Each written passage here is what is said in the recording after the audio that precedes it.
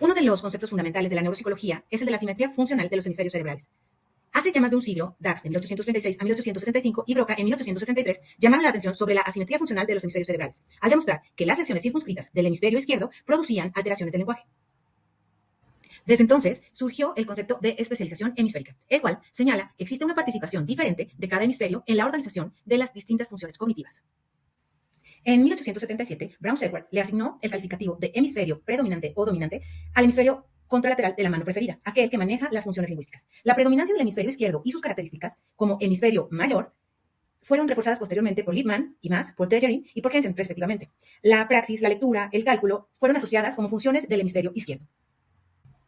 Por otra parte, el hemisferio derecho fue considerado como el hemisferio menor, el hemisferio no dominante o simplemente el hemisferio silencioso, sin tomar en cuenta que era también un importante encargado de aquellas funciones espaciales, musicales, emocionales y atencionales, lo cual fue reconocido por personas como Hecken, Milner, Brenton en 1977 y Levy, quienes demostraron que los dos hemisferios son importantes y actúan de manera interactiva en el desarrollo y la realización de distintas formas de cognición. Los estudios sobre asimetría cerebral que se han llevado a cabo durante las últimas décadas han demostrado que la dicotomía verbal-no verbal planteada en términos absolutos no es una realidad. Por el contrario, el fenómeno de la asimetría funcional cerebral se considera un fenómeno gradual, no un fenómeno de todo o nada. Ahora hablemos sobre las asimetrías cerebrales en sujetos normales. Refirámonos primero a la asimetría neuroanatómica. Desde que se descubrió el primer paciente con afasia por cuenta de Paul Broca, se había sugerido una asimetría anatómica para explicar que el hemisferio izquierdo estaba especializado en el análisis lingüístico. Incluso se encontraron diferencias entre las cisuras de Silvio de los dos hemisferios cerebrales, teniendo esta mayor longitud en el del hemisferio izquierdo. Estas diferencias hacen que en el plano temporal sea más grande el hemisferio izquierdo, por lo que la región parieto-occipital del hemisferio derecho sea aumentada en su tamaño.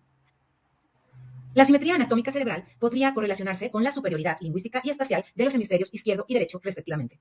Ahora hablemos acerca de la asimetría auditiva. Las conclusiones más importantes de la asimetría auditiva en sujetos normales se han obtenido con la técnica denominada audición dicótica. Al utilizar el método de audición dicótica en sujetos diestros, se encuentra que los estímulos verbales presentados al oído derecho son evocados con mayor frecuencia y exactitud que aquellos presentados al oído izquierdo.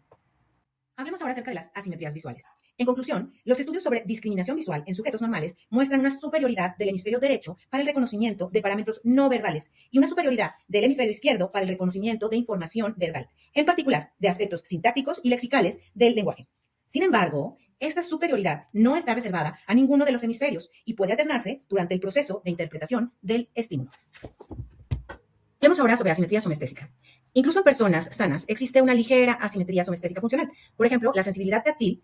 Con respecto a ello, los estudios demuestran que en general la mano no dominante, la izquierda en diestros, suele tener una agudeza táctil ligeramente superior. Se cree que esto compensa un poco la falta de habilidad motora con mayor sensibilidad para explorar el entorno. El umbral del dolor también es otra parte de esa asimetría somestésica. Se ha observado que el lado dominante a veces tolera mejor la presión o el dolor, posiblemente por un uso más frecuente y una integración motora más robusta. Si un diestro tiene una lesión en el hemisferio derecho, suele presentar un síntoma llamado heminegligencia. Ignora por completo su lado izquierdo.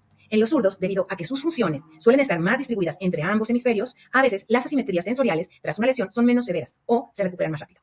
En resumen, ser zurdo o diestro no cambia el cableado básico, o sea, el cruce de información, pero sí influye en qué hemisferio es más hábil para interpretar el espacio y cómo reacciona el cuerpo ante una posible pérdida de sensibilidad.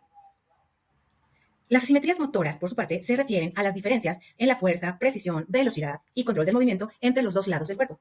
A diferencia de la sensibilidad o la somestesia, aquí hablamos de la salida de información desde el cerebro hacia los músculos. Vamos a hablar ahora de la dominancia hemisférica y control cruzado. Al igual que la parte sensorial, el movimiento es mayormente contralateral, o sea, la corteza motora de tu hemisferio izquierdo controla tu mano derecha y la corteza cerebral de tu hemisferio derecho controla tu mano izquierda. Sin embargo, en las asimetrías motoras entra en juego la dominancia manual. Ahora, existen diferencias en el desempeño. En una persona sin lesiones, las asimetrías motoras se manifiestan en tres formas: fuerza, destreza y en tiempo de reacción. El cuerpo calloso del cerebro es el puente de fibras que conecta ambos hemisferios y su función en la asimetría motora es crucial porque permite la coordinación bimanual, o sea, usar ambas manos a la vez y envía señales de inhibición. ¿Quién es el principal estudiante de este tipo de asimetría? Penfield. Y otros científicos también como Lippmann, Sperry, también tienen importantes estudios al respecto. Existen asimetrías patológicas, las cuales podremos verlas en otro momento. Muchas gracias por su atención. La mayor parte de la información para este video se sacó del libro de Neuropsicología Clínica de Alfredo Ardila y Mónica Rosselli en su edición de 2007. Muchísimas gracias.